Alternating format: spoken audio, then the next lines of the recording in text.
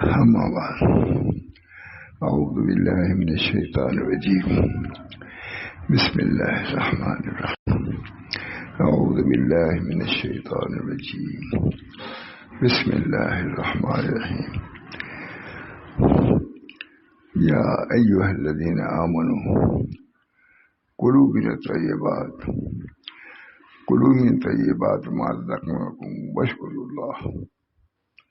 جیسے فرمایا یا ایھا الرسول کلوا من الطیبات واعملوا صالحا. ماتھر نے اس کتاب کا ترجمہ کیا ہے. یہ کتاب تو ہے شیخ ابن عطا اسکندری کی. مکہ معظمہ میں حضرت تھانوی تھے، حضرت تھانوی سب تو تھے.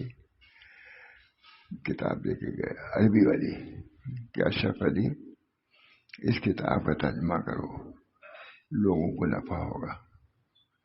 اس کتاب کا مکہ میں کہا. میں کبھی کہتا ہوں کہ بہت سے علماء رہے ہوں گے، لیکن دیکھا کہ اشرف علی ترجمہ کا ٹھیک کریں گے. چنانچہ خود اخیر میں ہے کہ سب سے بڑا دین جو دارالعلوم دیوبند کے تھے ہے لکھا ہوا سب. حضرت تھانوی کے علاوہ اس کا ترجمہ کوئی کر بھی نہیں سکتا تھا. تو حضرت حارثہ کی تجویز کے بعد تھانوی کی ذکر ہے، یہ بھی ان کی شناخت علم کی بات ہے. تو اس کو میں علماء سے کہتا ہوں کہ ترجمہ کرنے کا بھی ڈھنگ سیکھو. بہت سے علماء رہے ہوں گے لیکن ان سے نہیں کہا، حضرت تھانوی سے کہا، اور ترجمہ بہت عمدہ کیا ہے. خود دیوبند کے سب سے بڑے عالم سے ہے اخیر میں لکھا ہوا ہے. انہوں نے کہا اس کتاب کا ترجمہ مولی اشرف علی ہی کر سکتے تھے. بہرحال اس سے میں سنایا کرتا ہوں کبھی. ٹھیک رہتا ہے نا. ایک دو مرتبہ آپ سنے بھی ہوں گے لیکن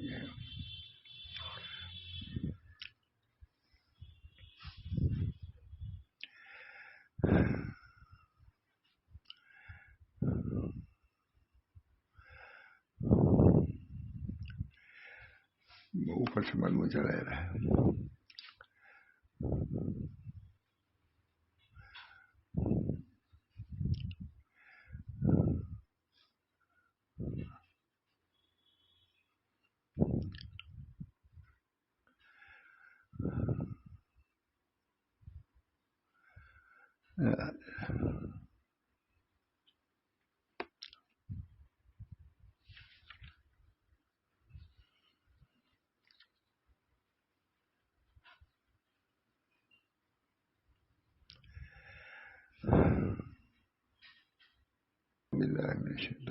بسم اللہ الرحمن الرحیم. یرید اللہ بکم اليسر ولا یرید بکم العسر. یعنی اللہ تعالیٰ تمہارے ساتھ آسانی چاہتا ہے. یہ نماز روزہ جو ہے کیا دشواری ہے مولانا؟ آسانی. اگر آدمی ارادہ کر لیتا تو آسان بھی ہو جاتا ہے، اور نہیں تو وضو کرنا بھی مشکل ہو جاتا ہے، ہاتھ دھونا بھی مشکل ہو جاتا ہے. بہت سے لوگ کھانے کے بعد ہاتھ نہیں دھو جائے میرے کتے پڑے لوگ. اللہ تعالیٰ یعنی اللہ تعالیٰ تمہارے ساتھ آسانی چاہتا ہے اور دشواری نہیں چاہتا. پیدا کیا اس نے تو یسر بھی رکھا ہے. عسر تو کم ہے، یسر زیادہ. اور فرمایا اللہ تعالیٰ نے یرید اللہ ان یخفف عنکم وخلق الانسان ضعیفا. یعنی اللہ کو منظور ہے کہ تم سے بوجھ ہلکا کرے، اور انسان پیدا ہوا ہے کمزور.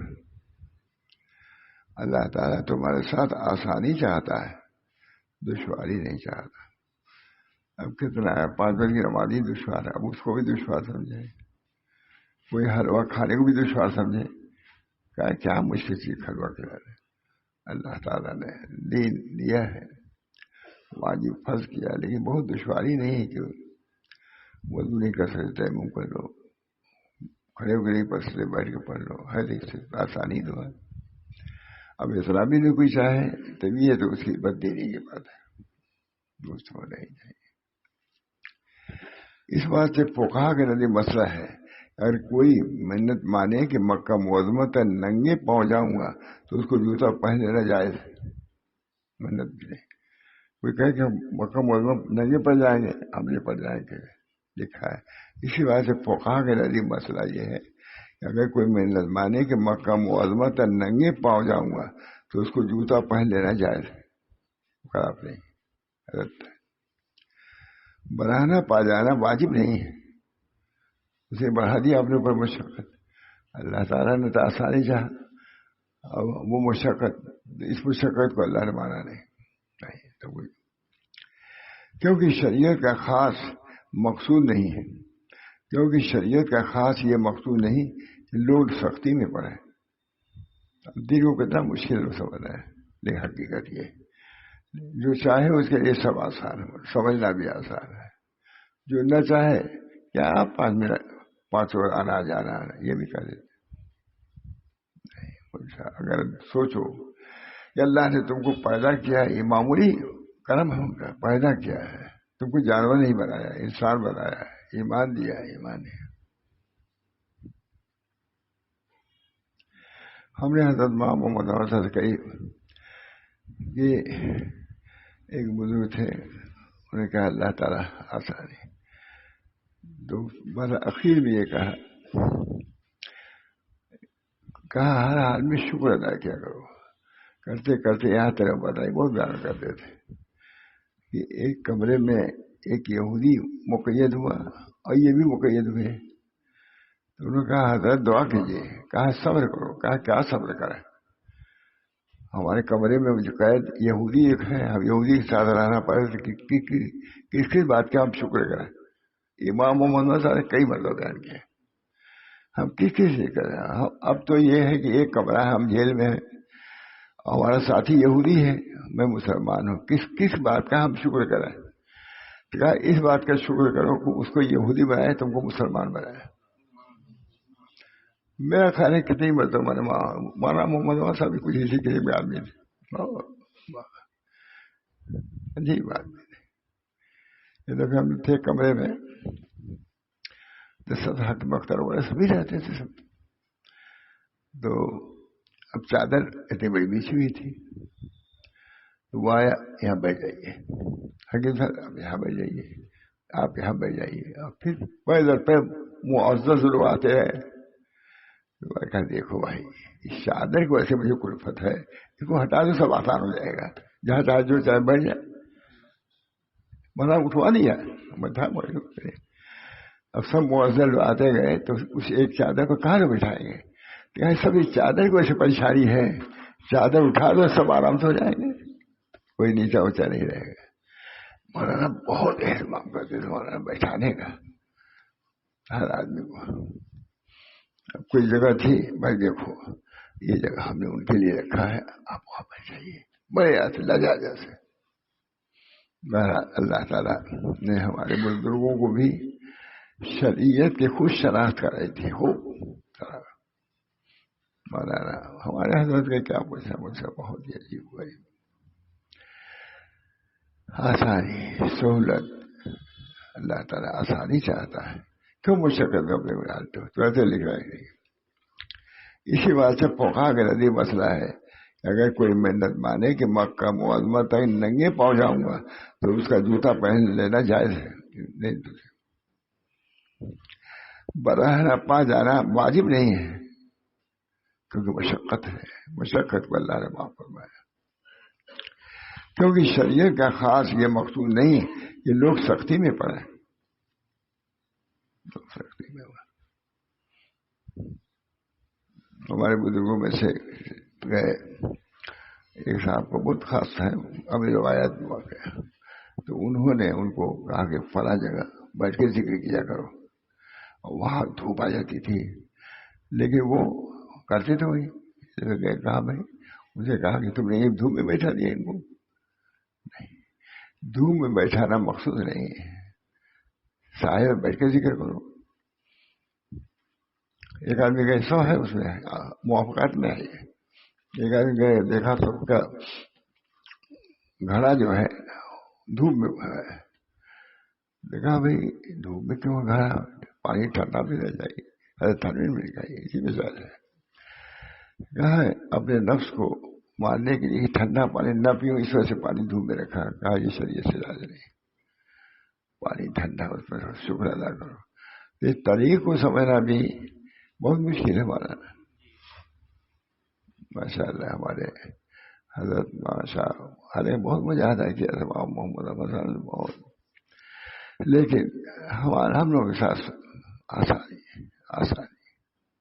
اللہ تعالیٰ ہم سب لوگوں کو اپنے اکابر کی تعلیمات کو بھی سمجھنے سمجھانے کی توفیق فرمائے۔ اس بات سے فقہا کے نزدیک مسئلہ یہ ہے کہ اگر کوئی منت مانے کہ مکہ معظمہ تک ننگے پاؤں جاؤں گا تو اس کو جوتا پہن لینا جائز ہے، منت ہے، شریعت کی آسانی معلوم ہے کہ براہنا پا جانا واجب نہیں ہے، کیونکہ شریعت کا خاص یہ مقصود نہیں کہ لوگ سختی میں پڑے،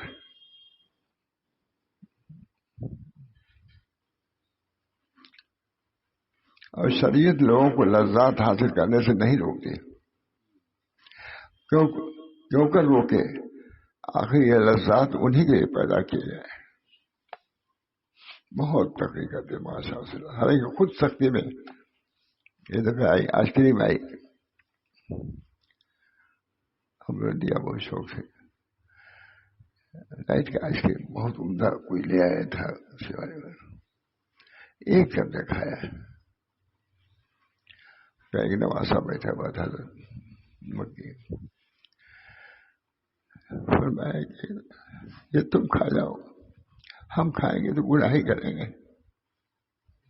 ماشاء اللہ بوڑھے کس کو آئس کریم کھانا لذیذ تھی، اچھی تھی،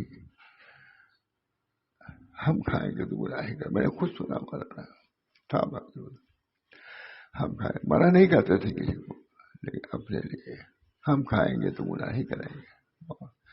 اتنا بڑا بزرگ تمام مسلم بزرگ ماں ابلا صاحب خود ہم لوگوں سے کہا کہ ہم یہاں پاتے ہیں تب آتے ہیں، جبکہ مولانا تو اصلاحی عالم بھی نہیں تھے۔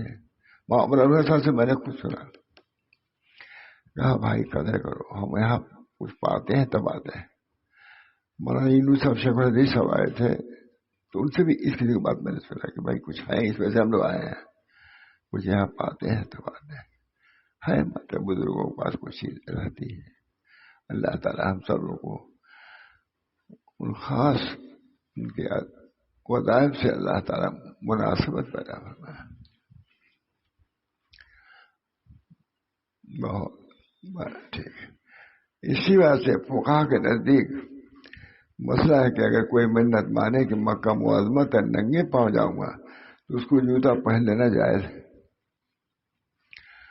غالباً حضرت مولانا یعقوب صاحب کو اس بزرگوں میں اکابر کی بات ہے یہ، لیکن نام کبھی ان کو بہت بخار رہتا تھا، اترتے ہی نہیں تھا۔ پوچھا کہ کیا کرتے ہیں؟ معلوم ہے کہ وضو سے ہمیشہ نماز پڑھتے ہیں، اور اس وقت کبھی یہ نزدیک تھا کہ تیمم کر لیں، جو ہے وہ مانتے ہی نہیں تھے، اپنے اکابر کی بات ہے، یہ روایت میں ہوگا بھی، یہ ماں یعقوب ہے۔ تو کہا دوسرے عالم نے کہ آپ کیوں نہیں تیمم کرتے ہیں؟ اپنے ایمان کی خیر لیجیے، بنائیے۔ کیا تیمم کو طہارت ناقصہ آپ سمجھتے ہیں؟ نفس کے خلاف، وضو کے بجائے تیمم اگر ہے تو پھر آپ وضو نہیں کرتے۔ کیا طہارت کو تیمم کو طہارت ناقصہ سمجھتے ہیں؟ ہمارے اکابر کا تاریخ بہت معتدل تھا، بہت، خود حضرت ماتحری صاحب نے لکھا ہے، اس میں سب لکھا ہے۔ اسی بات سے فقہا کے نزدیک مسئلہ اگر کوئی منت مانے کہ مکہ معظمہ تک ننگے پا جاؤں گا تو اس کو جوتا پہن لینا جائز ہے، برانا پا جانا واجب نہیں ہے، کیونکہ شریعت کا خاص یہ مقصد نہیں کہ لوگ سختی میں پڑے، شریعت مطلب اللہ تعالیٰ کی یہ مقصد نہیں کہ لوگ سختی میں پڑے، لیکن چونکہ اطاعت سے ترقی ہوتی ہے، قرب ملتا ہے، اس بنا پر ہے ہوتا تو ہے کہ اس سے زیادہ جتنا واجب ہے اس سے زیادہ نہ کرو۔ سختی میں. اور شریعت لوگوں کو لذات حاصل کرنے سے نہیں روکتی. دیکھیے، اور شریعت لوگوں کو لذات حاصل کرنے سے نہیں روکتی. اور کیوں کر روکے؟ آخر یہ لذات انہی کے لیے تو پیدا ہوئے ہیں. لذات بھی ربی ابن فارسی نے حضرت علی سے عرض کیا ہے، میرے بھائی عاصم کے مقدمے میں میری مدد فرمائیے. آپ نے پوچھا اس کا کیا حال ہے؟ عرض کیا کہ کمبل اوڑھتا ہے اور فقیر بننا چاہتا ہے. حضرت علی نے فرمایا کہ اس کو میرے پاس لاؤ. حضرت تھانوی نے غرض وہ اس حیث سے حاضر کیے گئے کہ کملی باندھے ہوئے تھے اور دوسری کملی اوڑھے ہوئے تھے. سر اور داڑھی کے بال میلے اور پریشان تھے. آپ ان کو دیکھ کر چیب بجبی ہوئے اور فرمایا کہ تیرے حال پر افسوس ہے تو اس کو اپنی بیوی سے شرم نہیں آتی؟ کیا کہتی ہوگی اس حال میں؟ افسوس ہے تو اس کو اپنی بیوی سے شرم نہیں آتی. تو اس کو اپنے بچوں پر ترس نہیں آیا؟ میرا باپ اس شہر میں گھوم رہا. کیا اللہ تعالیٰ ستھری چیزیں تیرے لیے مباح نہیں کیا؟ ستھری چیزیں بھی تمہارے لیے بھی ہے. مباح کر کے پسند نہیں کرتا کہ تو ان میں سے کچھ کھائے. سب چیزیں موجود ہیں، اللہ نے دیا ہے تو کھاؤ بھی.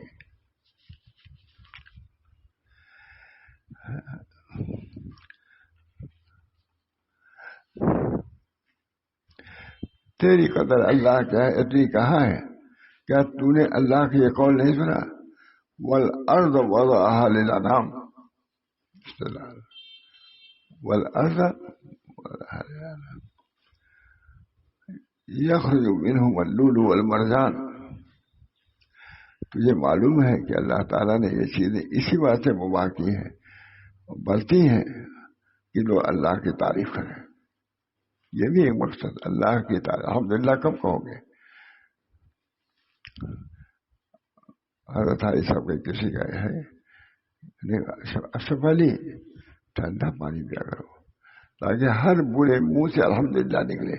حضرت علی صاحب اشرف علی ٹھنڈا پانی پیا کرو تاکہ ہر برے منہ سے الحمدللہ نکلے. تجھے معلوم ہے کہ اللہ تعالیٰ نے یہ چیزیں اسی وجہ سے مباح کی ہیں کہ برتیں اور اللہ کی تعریف کریں.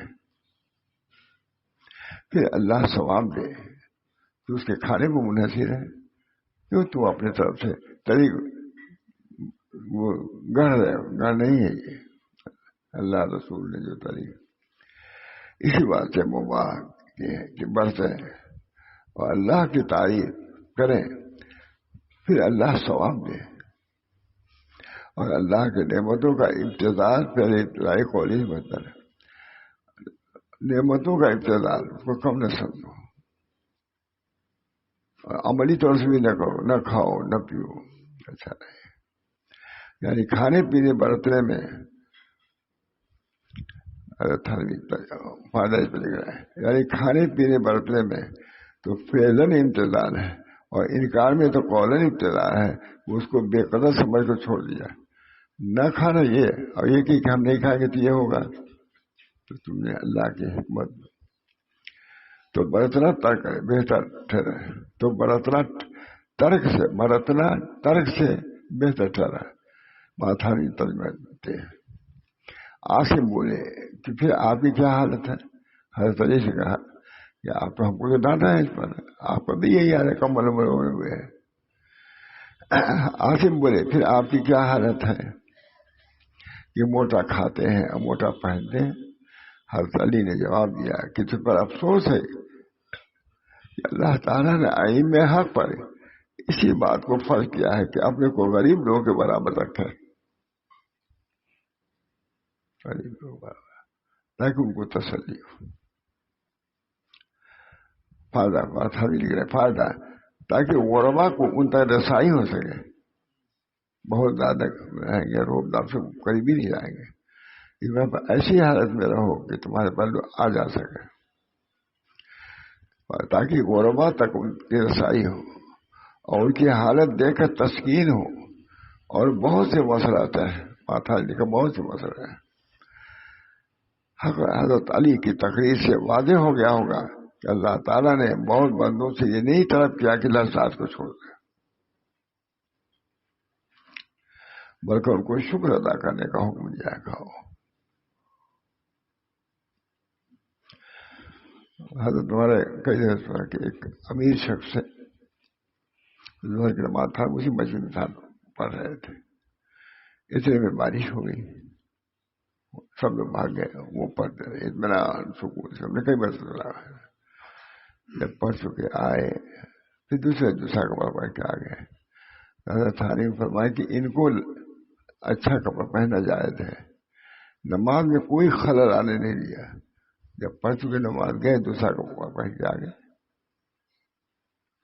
معلوم ہوا کہ حضرت علی کی تقریر سے واضح ہو گیا ہوگا کہ اللہ تعالیٰ نے بہت بندوں سے یہ نہیں طلب کیا کہ لذات کو چھوڑ دیں، بلکہ ان کو شکر ادا کرنے کا حکم دیا. بس فرمایا اللہ تعالیٰ نے کلوا من رزق ربکم واشکروا لہ، کلوا من رزق ربکم واشکروا لہ، یعنی اپنے رب کا رزق کھاؤ اور اس کا شکر ادا کرو. یہ جامع تعلیم حضرت تھانوی نے ترجمہ بھی کیا حضرت تھانوی صاحب کے حکم سے. حضرت علی کی تقریر سے واضح ہو گیا اللہ تعالیٰ نے بہت بندوں سے یہ نہیں طلب کیا کہ لذات کو چھوڑیں، بلکہ ان کو شکر ادا کرنے کا حکم دیا ہے. جب کہیں دعوت تھی حضرت تھانوی بھی گئے تھے اور حضرت ماشاء اللہ سمجھے تھے، کہا کھاؤ. حضرت تھانوی نے کہا حضرت بہت نکل گئے، کھاؤ. اگر بھائی سامنے چل کیوں چھوڑا جائے، کھاؤ، یہ جتنا اچھا کھانا ہے. بڑے انداز سے بیان کرتے تھے. حضرت تھانوی نے کہا کھاؤ، پیر مرید تھے، بلکہ ان کو شکر ادا کرنے کا حکم دیا. پھر فرمایا اللہ تعالیٰ نے کلوا من رزق ربکم واشکروا لہ، یعنی اپنے رب کا رزق کھاؤ اور ان کا شکر ادا کرو. اور فرمایا اللہ تعالیٰ نے یا ایھا الذین آمنوا کلوا من طیبات ما رزقناکم واشکروا لہ، یعنی اے ایمان والو کھاؤ ستھری چیزیں، کھاؤ ستھری چیزیں جو ہم نے تم کو دی اور شکر کرو اللہ کا. علم اعتدال نہیں رہ جاتا. اعتدالی تقریر ہے کہ نہیں؟ آیات بھی ہیں حدیثیں بھی ہیں. نہ وہاں تھانی ترجمہ کر رہا ہے، وہاں تھانی کے ترجمہ عجیب اعتدال تھا. عجیب اعتدال، وہی مجدد بننے کے لائق تھے. ہر چیز عبادت میں بھی اعتدال، کھانے پینے میں بھی اعتدال، رہنے سہنے میں اعتدال. یعنی اے ایمان والو کھاؤ ستھری چیزیں جو ہم نے تم کو دی اور شکر کرو اللہ کا. یا ایھا الرسول کلوا من الطیبات واعملوا صالحا، یعنی اے پیغمبر کھاؤ ستھری چیزیں اور کام کرو اچھے ساتھ، کام کرو اچھے. اے پیغمبر کھاؤ ستھری چیزیں اور کام کرو اچھے. اور یوں نہیں فرمایا کہ کھاؤ مت، یوں نہیں فرمایا کہ کھاؤ مت، بلکہ یوں فرمایا کہ کھاؤ اور عمل کرو. بہرحال اللہ تعالیٰ نے، اللہ کے رسول نے طریقوں کو خوب واضح کر دیا ہے. کوئی خفا نہیں ہے، سب چیزیں اعتدال کی ہے. سب کا ہاتھ یہ کہ اعتدال بنو. یہ نہیں کہ گھر میں ہے اس مسائل میں، گھر میں پانی رکھا ہوا تھا دھوپ میں، کسی نے کہا بھائی گھر میں دھوپ میں پانی کیوں رکھا ہوا؟ تو یہی سب کہا انہوں نے. کہا یہ شریعت سے معمول نہیں، ٹھنڈا پانی پیا. حضرت تھانوی کہتے تھے اشرف علی ٹھنڈا پانی پیا کرو تاکہ ہر بونے منہ سے شکر لگے. ہے کہ نہیں؟ بہت مشہور ہے اشرف علی ٹھنڈا پانی پیا کرو تاکہ ہر بونے منہ سے شکر ادا کر سکو. اگر کوئی اعتراض کرے کہ دونوں آیتوں میں طیبات سے مراد حلال چیزیں، کیونکہ شریعت کی نظر میں تو طیب وہی ہے. جب آپ سمجھو کہ یہ بھی ممکن ہے کہ طیبات سے مراد حلال چیزیں ہوں، کیونکہ وہ اس وجہ سے طیب ہیں ان کے ساتھ گناہ یا مذمت یا حجاب متعلق نہیں ہے. کھاؤ، یہ سب چیزیں نہیں ہے تو شکر کی چیزیں. اور یہ بھی ممکن ہے کہ طیبات سے مراد لذیذ کھانے بھی ہوں، اور یہ کیا اور حکمت ان کی اباحت اور کھانے کی اجازت کی یہ ہے کہ ان کا کھانے والا لذت پائے، پھر اس کی ہمت شکر کے لیے بڑھے.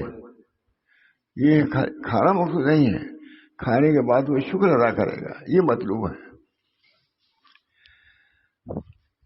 خدمت بجائے لائے اور حق کے حرمت کی رعایت کرے. شیخ ابو الحسن رحمہ اللہ فرماتے ہیں کہ میرے شیخ نے مجھ سے فرمایا، اے بیٹا. شیخ ابو الحسن فرماتے ہیں کہ میرے شیخ نے مجھ سے فرمایا، اے بیٹا پانی ٹھنڈا پیا کر، کیونکہ بندہ جب گرم پانی پیتا ہے تو الحمدللہ جی اترے سے کہتا ہے. اور جب ٹھنڈا پانی پیتا ہے تو ہر عضو الحمدللہ کہنے میں ساتھ دیتا ہے. پھر فرمایا، وہ جو گھڑے والے کا قصہ ہے جو اوپر گزرا اور وہ صاحب حال تھا، اس کا اقتدا نہیں کیا جائے گا.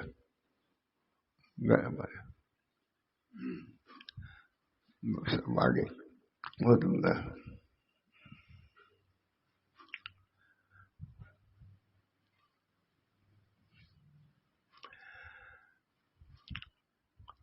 ہم پہلے بیان کر چکے ہیں کہ حیوان کو خصوصاً آدمی کو غذا کا محتاج بنانے میں یہ حکمت ہے. اب اس میں گفتگو کرتے ہیں کیا حکمت ہے. گفتگو کرتے ہیں جب حیوان کو ایک مدد کا محتاج بنایا جو اس کی امداد کرے، اور غذا کا محتاج بنایا جس سے اس کو وجود قائم رہے. ان دونوں جیسے انسان اور جن کی خلقت اس لیے ہوئی ہے کہ ان کو عبادت کا حکم ہو. کھانا کھاؤ، ایک عبادت کرو، ان سے اپنی طاعت کا مطالبہ ہو. یہ ان کو بے فکر کرنے کے لیے وما خلقت الجن والانس الا لیعبدون. اللہ تعالیٰ ہم سب لوگوں کو شکر کی بھی توفیق دے، شکر گزار بندے بہت.